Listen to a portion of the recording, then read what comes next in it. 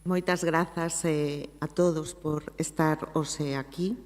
Benvidos a este Círculo das Artes de Lugo e a este acto no que vexo que tivo moito éxito esta convocatoria a unha conferencia sobre o entomodelfo e tal vez a unha carreira de nubes. Para mí sempre é unha honra compartir tempo e espazo con Paco Martín, aínda que nesta ocasión este intercambio de impresións sexa en público.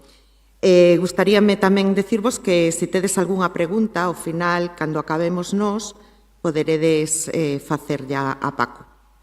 Ben, eu imaginei esta conversa, digamos que en tres partes. Temos 30 minutos para falar, e imaginei o Paco antes de Ramón Lamote, o Paco cando chega Ramón Lamote e despois a trascendencia que tivo Ramón Lamote. É dicir, que imos falar un pouco das cousas do señor Paco Martín, das cousas do señor Martín, neste caso. Ben, Paco Martín estuda para mestre, un labor o que dedicou por volta de 4 décadas e que arrinca en Bretoña polo 1969, despois de pasar polo País Vasco. Tanto marcou esa experiencia que se ten declarado bretoñés de corazón, porque ali pasou anos significativos da súa vida, tanto da súa vida persoal, coa súa compañeira Ángela, onde viu nacer os seus fillos, e ademais ali asenta o seu compromiso coa lingua e coa literatura. Coa literatura sen adxetivos, non? Aínda que despois falaremos disto, se inscriba na literatura infantil e xuvenil. E nese eido é un dos pioneiros, un dos que botaron a andar a nosa literatura infantil e xuvenil. Por iso eu quixen empezar esta conversa con Paco preguntándolle cal é o significado, esa importancia da súa etapa en Bretoña e, sobre todo, como era ese contexto escolar, sen ningún tipo de material en galego, para exercer o ensino, nin apenas obras de lectura. Empecemos un pouco por ese aspecto. Nada, que nos contes un pouco a importancia desa etapa en Bretoña para ti, como era ese contexto escolar, sin materiais para dar clases en galego, sen obras de lectura. Vamos a ver, eu, cando cheguei aquí de volta, eu a primeira escola que tiven, na que servín, que daquelas dicías así, non? Servín na escola foi en Torbeo, que está, agora hai carretera, non sei, ou polo menos pista daquela desde San Clodio, de Ribas de Xil, había que subir en besta ou a pé, que como non eran, as bestas non eran moito de fiar, polo menos para min, que non as manexaba, tiña que subir e baixar a pé. Estiven ali un curso e encontréme cunha realidade que honradamente non coñecía, non? Ali había a xente toda falaba galego, a xente, eu chegaba de Lugo, que sin ser tampouco Valladolid, non? Pero aquí daquela eu tuvera de neno, isto é certo, tiña o convencemento de que o galego era o idioma dos adultos, porque no meu barrio os maiores falaban todos en galego, pero que o castelán era o idioma dos pequenos, e cando medrara xa mudaría un pouco de rexistro. O caso é que cheguei ali, e ali tanto os pequenos como os adultos falaban só o galego. Eu deime conta de que aquelo non, algo había que non conectábamos ben, non? Pero non, eu seguía no meu, e non eso. Fora dali, despois ainda estiven despois un ano en Burela, un curso en Burela, todos disto provisional, estuve un curso en Burela, donde pasou o mesmo, pero así a outro nivel. Xa ali na costa xa había un pouquiño máis de civilización, verdad? Xente era xa algo máis fina. E despois xa marchei estuve no País Vasco, e ali aprendín moitísimo. Sobre todo aprendín o moito interese que a xente tiña pola educación. Algo que aquí non sucedía, e non sei porque me parece que ainda non sucede moito. Isto é a verdade. Había moitísimo interés por iso, a xente respetaba moito os mestres. Eu teño por aí o meu compañeiro de estancia naquelas montañas vascas, verdad? Anda por aí o José Luis. E entonces, bueno, viñen para Bretoña, por fin, viñen para aquí, fun a Bretoña, e eu xa viña bastante máis fogueado, xa sabía máis, xa traballara máis en máis sitios, xa sabía o respeto que merecía a xente, e aí aprendín moito máis. Primeiro aprendín que tiña que poñerme á altura dos meus alumnos, á altura da xente, e así foi como empecé. E aproveitei, eu xa tiña unha certa afición á literatura, xa escribira unha novela de vaqueiros que non tivo moito percorrido por culpa de varias circunstancias, e que non don Álvaro Cunqueiro dicía que tamén ele escribira unha novela de vaqueiros na que os indios falaban galego e os vaqueiros falaban castelán.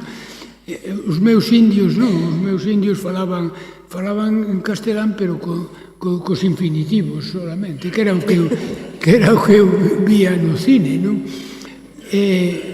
Bueno, e entón, a partir de aí, bueno, a mí sempre me gustou un pouco escribir, xa de rapazolo, escribía allí algún poema, as rapaciñas que me gustaban, que eran todas,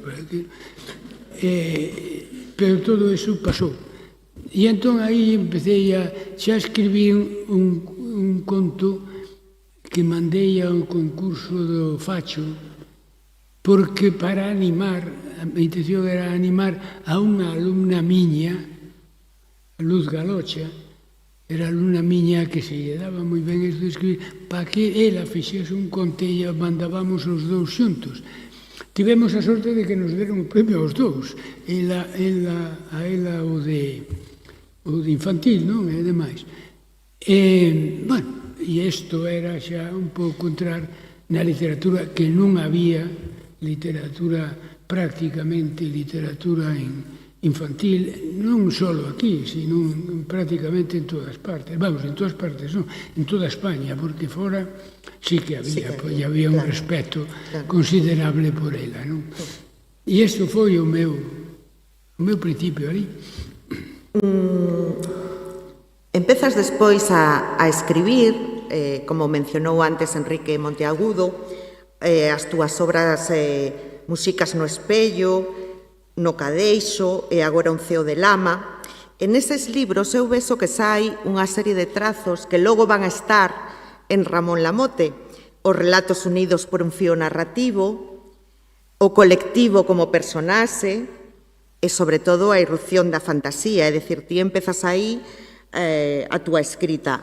E eu sempre vexo en ti unha escrita máis por prazer que por ambición literaria. Pois sí que é certo. Pásase moi ben escribindo, para que vamos dicir outra cousa. Eu, cando a xente di, hai que ver, eu rin moito cando lía o Lamote, eu tamén. Claro. Eu, ás veces, ría eu solo cando estaba escribindo. Ou seña, é que realmente escribir ten eso de placenteiro que outras cousas non teñen.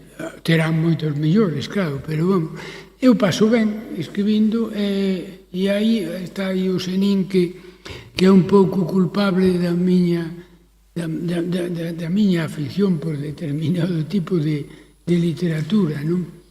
E iso, efectivamente, bueno, ti isto sabes moito, por lo tanto, teño que calar a boca, pero é certo, non? É así. Despois quero determe tamén nunha experiencia moi interesante que foi o suplemento a Xóusere, porque nel nace, non, Ramón Lamote. Sí. Entón, como era ese Ramón Lamote que aparecía en a Xóusere? Bueno, a Xóusere fixémolo entre Xan Balboa, que é o ilustrador do Lamote, era o ilustrador de cabeceira, Ulises Sarrí e máis eu. Eles eran debuxantes, non? Ilustradores. E ofrecimos yo a la región, non? E efectivamente aceptaron, non, e tal, e incluso algo que co que non contábamos foi que cando isto o Outeriño dixonos, e canto queredes cobrar? Eu non quería, nós non pensábamos niso. E entón, me parece que foi o Ulises ou así, dixo, pois non me acordo canto dixo, pois 4.000 pesetas. E moi ben, pois ala, se pasas vos tanto por... Pois fixemos isto que pretendía, non sei, levar había un cómic de ciencia ficción, non, para levar eso. E había un personaxe primitivo, non, que era Ramón Lamote. Non, era Lamote, solo. Só Lamote. Solamente Lamote. Lamote, pois, hai aquí xente de Lugo, sabe, hai moitos cheiregos que saben que o Lamote é unha ave de rapina, verdad, que está pousada nos paus da luz ou nos... que é moi observadora e fixa así nas cousas que pasan. E aquel Lamote que eu facía o guión e Balboa dibuixaba, apareceu nestes tempos. Resulta, pero claro, aquelo non podía ir moito adiante porque daquelas non había internet. Claro. Tiñamos que ir de aquí a Ourense con todo o material literario, material gráfico e tal, chegar ali, pasar o día na redacción do periódico, e acabo. As pesetas que nos pagaba o xornal non abondaban, pero bueno, eso era o de menos. O que pasa é que era moito, todos tiñamos traballo, non podíamos dedicarlle tanto. E durou, pois, uns meses, non? Pero, bueno, aquilo que durou funcionou bastante ben, a verdade. E entón eu recollín ese Lamote para seguir con el, non? Aquí nas historias estas. Porque agora pasamos á segunda parte. Chega a obra de Ramón Lamote, non? Chega das cousas de Ramón Lamote. Por máis que a ficción nos presente un home que sae vello, non? En realidade, Ramón Lamote está no mellor da vida, porque neste 2025 fixo 40 anos. Entón, a partir dese personaxe xa existente, vai nacer unha obra de seu. Pero comecemos polo principio, polo primeiro recoñecemento que tivo esta obra. O 23 de novembro de 1984, as páxinas de algúns xornais galegos, entre eles La Voz de Galicia, publicaban unha nova que daba conta do premio obtido por Paco Martín no concurso de literatura infantil e juvenil O Barco de Vapor, dotado con 350.000 pesetas. Era unha convocatoria da Fundación Santa María que por vez primeira aceptaba obras en galego.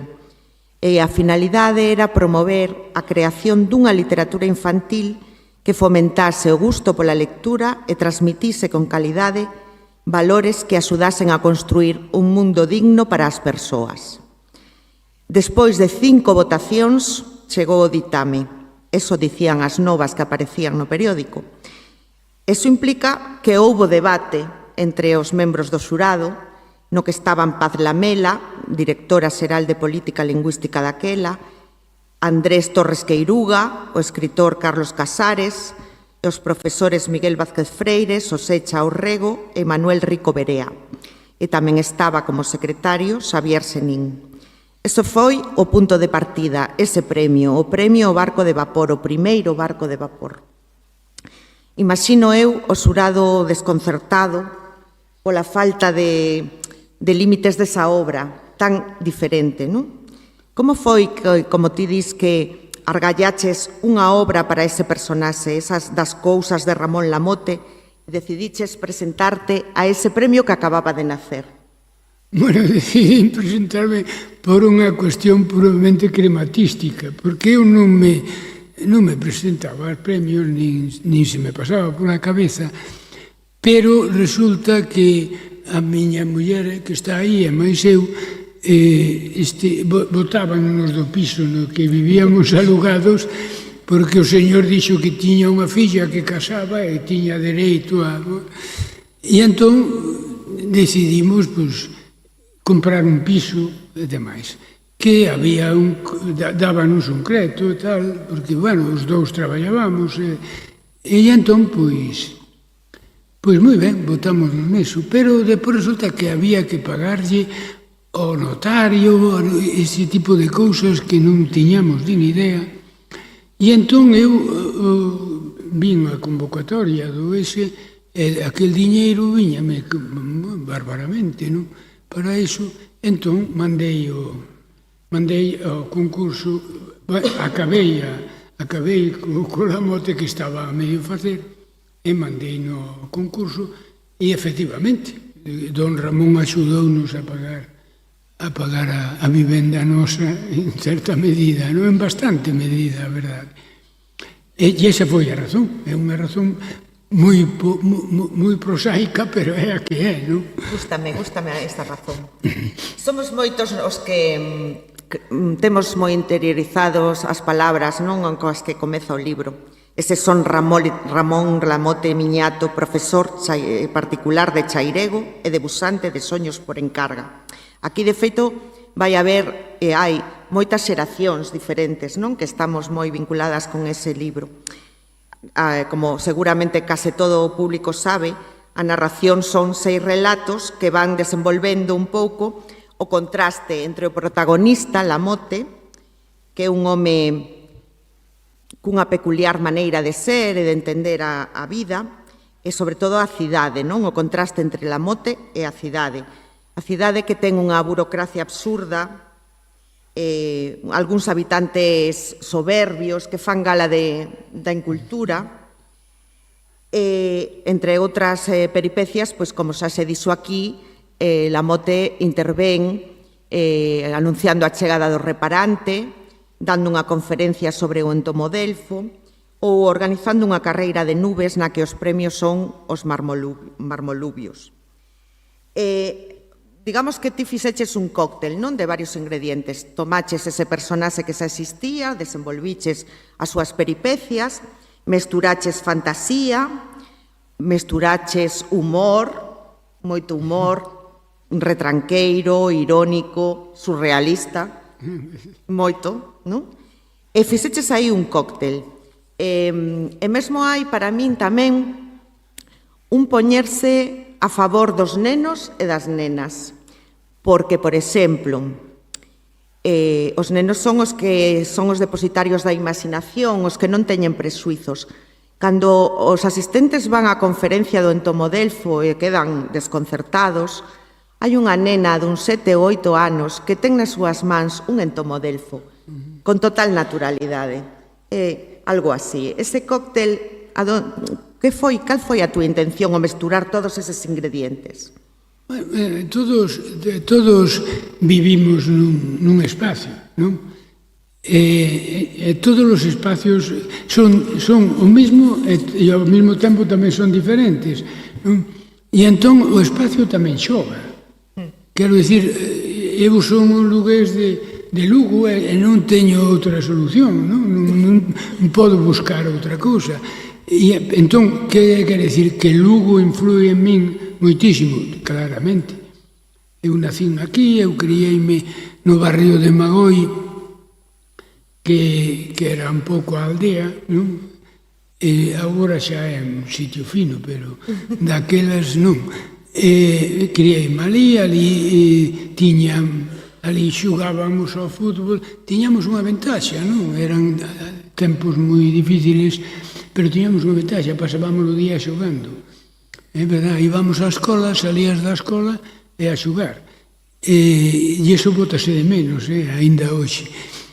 Quero dicir que, e entón, é verdad que esa interrelación que hai entre o lugar e a xente e as persoas tamén conviña facela ver, non? E isto é o que pretendía, non ningunha outra cousa máis trascendente que isto, non? Pois saíuche unha obra redonda. Unha obra que serve para calquera idade, non? Aínda que estea nunha colección como o Barco de Vapor, literatura sen adxectivos. Eu creo que eso tamén queda moi claro no libro. E o libro edítase coas ilustracións de Xan Balboa, que tamén son un ingrediente moi importante no libro, non? Contribúen a poñerlle cara e imaxe a Ramón Lamote. Xa contaches antes que esa colaboración entre vós e esa relación entre vós vende antes, non? Vendo a Sóusere. Fuches ti quen quiseches que ilustrase Xan Balboa o libro? Sí, Xan Balboa e eu éramos amigos, claro. Home, eu sonlle padriño a filla de Xan Balboa e efectivamente a min ilustrárame, porque yo pedín, claro, a primeiro libro que se publicou, que, por certo, publicou o Círculo de las Artes, como editorial. E entón, eu pedínlle que mo ilustrase, entón ilustroumo. Quedou moi bonito, tan bonito que Neira Vilas escribiulle a Xan un par de cartas pedíndolle que le ilustrase aquel lar que o libro aquel que posteriormente sacou. E entón, bueno, pois, Xan ilustrou a máis autores, ilustrou non sei, a Garío, bueno, a moita máis xente, a partir deso, non? Pero eu tamén lle pedín, cando fixen o Lamote e se iba a publicar, pedínlle que mo ilustrase. Pasouno moi ben, e ilustrouno, xa vedes, magníficamente ben, non? E entón, a partir de aí, bueno, xa antes, non? Tiñamos moita amizade, queríamonos moi ben, e eu quedei agradecidísimo, claro, polo que fixo. Ben, pasemos agora á trascendencia da obra, porque a obra sigue o seu percorrido, ten unha grande acollida, chegan os recoñecementos moi axiña, non? O mesmo ano da súa publicación no 86 obtén o Losada Diéguez, no 85, perdón, o Losada Diéguez, e despois o ano seguinte é o Premio Nacional de Literatura Infantil e Xuvenil. En ese xurado tamén estaban persoas importantes, entre elas Carmen Bravo Villasante ou Joan Manuel Gisbert, e aí danche 1.000.000 de pesetas, non? Sí, se non teño entendido. Xa non me acordo, pero... Ben, o libro asiña traspasa fronteiras e tamén é recoñecido con premios internacionais, forma parte da lista de honra do IBI, ou está no White Ravens, ten múltiples reedicións e moitas traduccións, tradúcese a varias linguas, e mesmo ten unha versión en braille, non? Sí, bueno, iso é claro. O home de Vitoria Moreno, que era cego, vamos, sí, pertencía a 11, foi o que fixo esa versión en braille para que os invidentes puidesen tamén rir un pouco co Lamote, non? Ti cales crees que foron as razóns dese éxito? Crees que de algo tan local se pasou universal, que as propias características do personaxe Lamote, ese humor... Pois non sei, a verdade é que non o sei, eu non contaba con eso, ni moito menos, pero xa empezou a funcionar algo porque eu recordo que me escribiron a carta un señor de Salamanca, que era profesor ali na universidade, que eu non sei, agora xa non recordo nin como se chamaba, nin nada, pero que me dicíndome se eu era, preguntándome se era de Salamanca, porque estaba bastante claro que era, ou que se estudiara ali, porque estaba claro que o personaxe era unha persoa dali de Salamanca, e que eu contestei dicindo que non, que Quen estudiou en Salamanca foi a miña muller, pero daquela ainda non a conocía. E entón, pois é raro, pero despois resulta que, bueno, aparte de que me localizaron noutros lugares, hasta desto sí que me acordo, de Enchantada dixeronme que era un tal Pepe Lolo, que era dali, que eu non conocín, non? E depois un bon día recibín outra carta que poñía remite Ramón Lamote, Tortosa, Tarragona.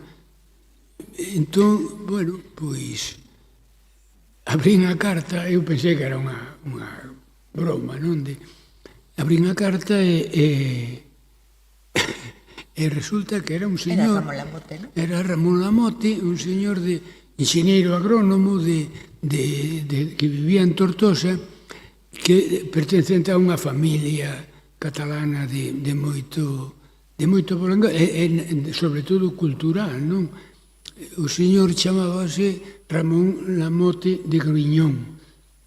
E entón o home dixome que el que chegou ali e que tiña unha familia moi ampla, moitos sobrinhos, fillos e tal, e que todo o día chegaba á súa casa levándolle un exemplar do libro para de regalo, e que tiña unha chea deles.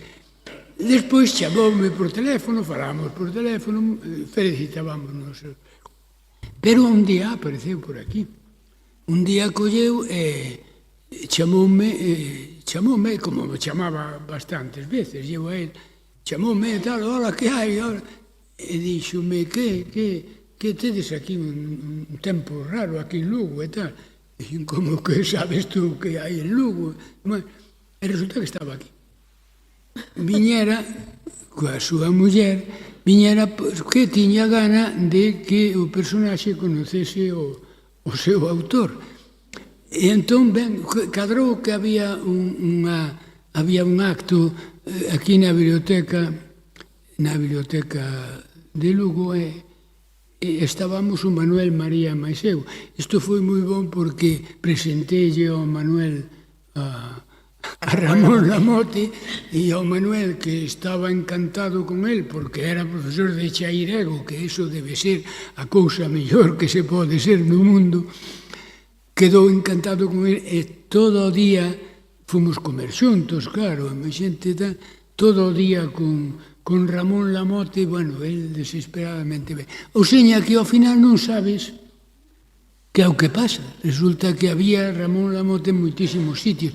Hasta recibín algunhas cartas de México e de por aí, con que había tamén un Ramón Lamote por ali, pois a vería, claro. A realidade que é superaficción, non? Sí, non, é verdade. Ben, o libro, como xa dixo tamén o presidente da Academia, o Enrique Monteagudo, dalle nome a unha xeración Lamote, que ten que ver tamén coa peculiaridade e a trascendencia da obra, pero, sobre todo, denomina unha xeración de pioneiros, que, ao mesmo tempo, representan o valor da amizade. Que vos unía a todos nese labor común? Que foron para ti eses compañeiros de viaxe?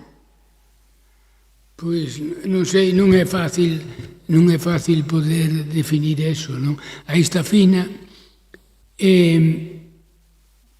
non sei, era unha amizade entrañable, isto é a realidade, aí está Sedín, é que non sei, levábamos ben porque funcionaban as cousas, ni máis ni menos, o sea, hoxe en dúas intervencións pola radio, os periodistas preguntábanme da novela de Vaqueiros esa, porque eu é verdade que puxera apelídome Martín Iglesias, non? E eu puxera allí o pseudónimo de Martin Charces, non? Para que parecese que era de inglés todo aquilo, non? E entón, pero eso sabíamolo entre 3 ou 4 nada máis, porque lle lo contara eu. Pero claro, estes desgraciados non facían máis que facelo público, e cando a ocasión que tiñan de deixarme quedar mal, pois aproveitaban, non? Isto é así, cadramos ben nesa época, e eu aprendín deles moitísimo, lógicamente, porque eran moi bons, eran e son moi bons, quero decir que non é que vaya a chufalos porque sí, non, é verdad, isto é unha realidade contrastada e aí está. Por certo, teño que che dar as cartas de Agustín despois as que conservo. Bueno. Ben, e case 20 anos despois, en 2008, resucitaches o personaxe e faz das novas cousas de Ramón Lamote. Sí.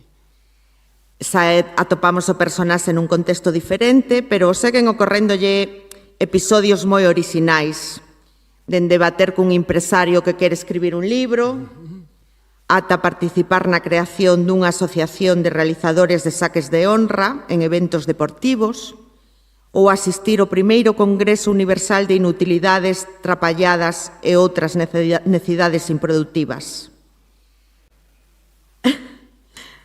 Ademais de estar xa retirado e preocupado pola perda da capacidade de soñar, que lles quería contar Lamote ás novas xeracións?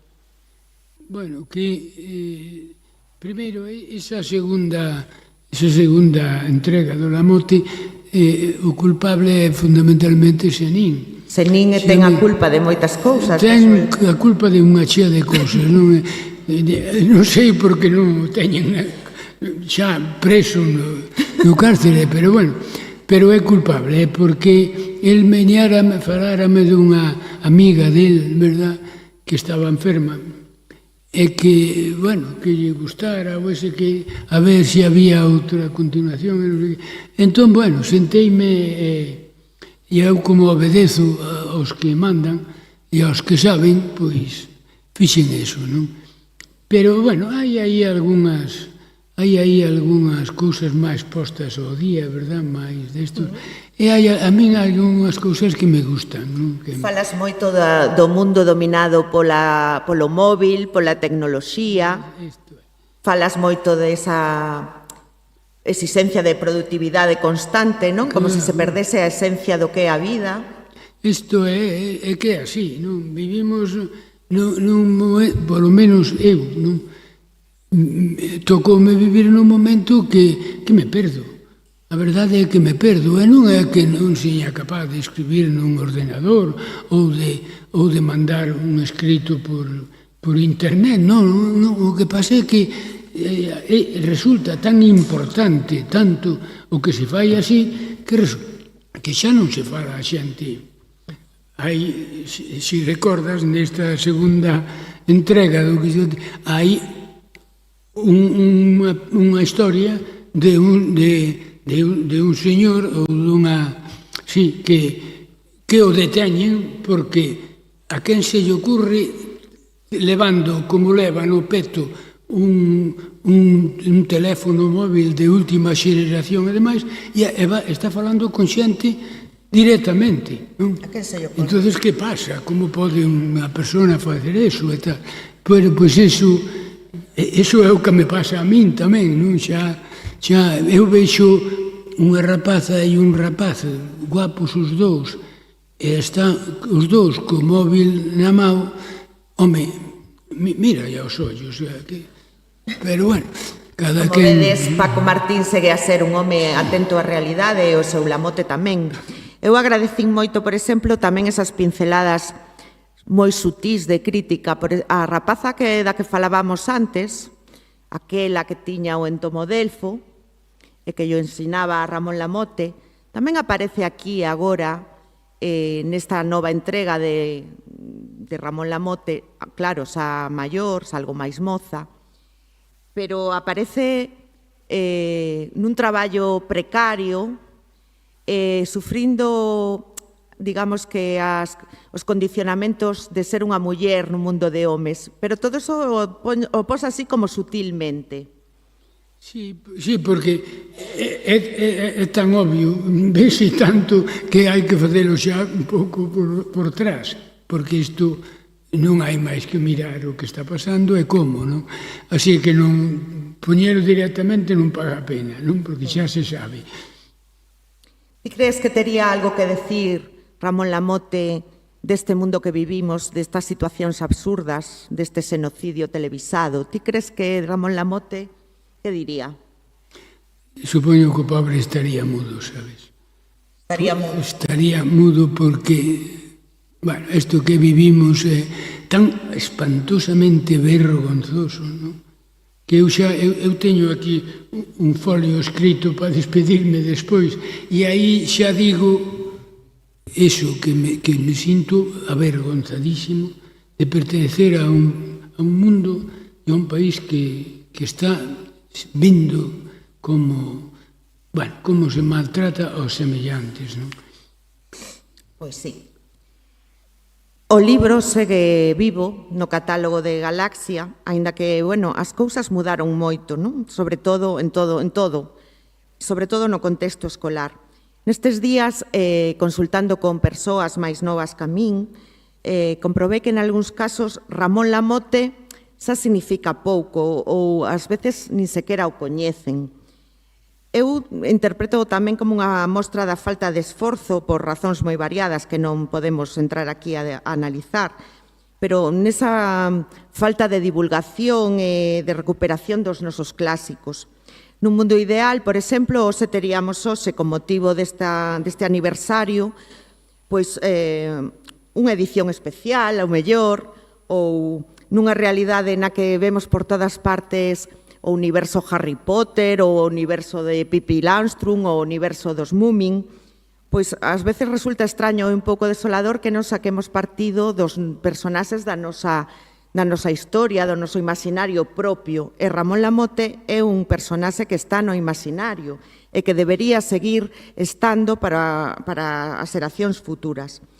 Ti que opinas desta falta de atención dos nosos clásicos e de como está, sobre todo, a realidade nas escolas, na lingua, cos máis novos? Bueno, hai as editoriais, agora, non todas, afortunadamente, pero as editoriais deixaron de ser unha especie de vehículo para a cultura, para converterse nun negocio multinacional, moitas veces. Hai algún director editorial que edita un libro, por exemplo, eu falo por min, sin léelo antes. Algo que chama moito a atención, porque non sabes o que vai sair aí, non? Esta é a realidade. Pero se sabe que vai vender algo, pois xa funciona así. Non sei, a miña opinión, antes os editores eran unha parte importante do que se facía, do que se escribía, eran amigos dos escritores. Agora, sí, tamén acompañaban, non, os escritores. Claro, sabían, levábante, editaban, levábante, lían, pero as cousas son como son e vivimos nun mundo de moito pensar no que vai sair, que podemos vender tantos exemplares e non sei que, sin importar o que pon dentro do libro, non? Ben, agora se queredes facer, se alguén do público quere facer algunha pregunta, é o momento. Non me... Parece que non. Xa o saben todos. Todos, porque eu se me poño, casi sería capaz de decir o nome de todas as persoas que están aquí, ou seña que non... Bueno, pois eu vou acabar preguntándoche entón, xa sei que é moi difícil escoller entre os fillos, pero cal sería o libro máis querido da túa produción? Da miña produción? Home, iso sí que é difícil, non? Porque... Home, non sei, ao mellor as Muxicas no espello, que foi o primeiro que me editaron aquí, os do Círculo de las Artes, non? Que é tamén editorial, non? E entón foi unha experiencia bonita porque este imprimiuse na editorial Celta, na imprenta Celta, que estaba na Rúa de San Marcos, ali enfrente Diputación. E eu iba por ali e os señores que estaban compoñendo as esas obreiros de isto preguntaban, oye, mira, que quere dicir isto? E tú, cando fixeches isto, que querí? Ou seña, hasta os obreiros manuais da imprenta lían o que iban a imprimir e preguntabanche e demais. Iso hoxe xa, bueno, nin pensalo, vamos, nin imaginalo, non?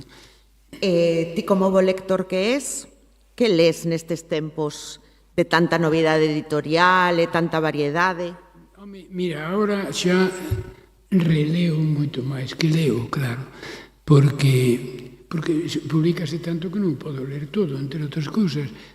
Naqueles tempos sí que lías o que se publicaba, non? Agora releo, pero de calquera maneira, cada vez descubro... Esta mañá na radio preguntábame o xornalista, preguntábame isto mismo, máis ou menos. E entón eu acordeime de algo que supoño que lle pasará a todo o mundo. Aquí en Lugo, bueno, en Lugo e en todas partes, non? Na miña infancia, as emisoras de radio radiaban, emitían unha sección de discos dedicados, non? Que se dedicaban aos nenos, as nenas que facían a primeira comunión, ou que casaban, estas cousas. E eu aquí, bueno, normalmente eran discos de Concha Piquer, bueno, estas cousas que eran bonitos tamén, non? E entón, unha das cousas pintorescas que en Radio Lugo se emitían nos discos dedicados era a grabación do romance sonámbulo de García Lorca. E eu, de neno, claro, escoitaba aquilo que non tiña nada que ver co que outras veces se producía, e eu tiña a imaxe, fixérame unha imaxe lógica de el barco sobre a mar e el caballo en la montaña, non? O meu cabalo que da miña imaginación daquela era un cabalo blanco, áxil, pero iban pasando o tempo e o barco non tanto, pero o cabalo iba mudando, engordaba, iba collendo outra cor máis oscura, non era empezou sendo un cabalo, acabou sendo cabalo, pero outro, non? Entón, esa posibilidade de que o que lees se transforme contigo, pois é unha das cousas que me obriga hoxe a reler, non? máis do que leo. Ben, pois imos deixar agora que Paco goce das chufas que lle tocan.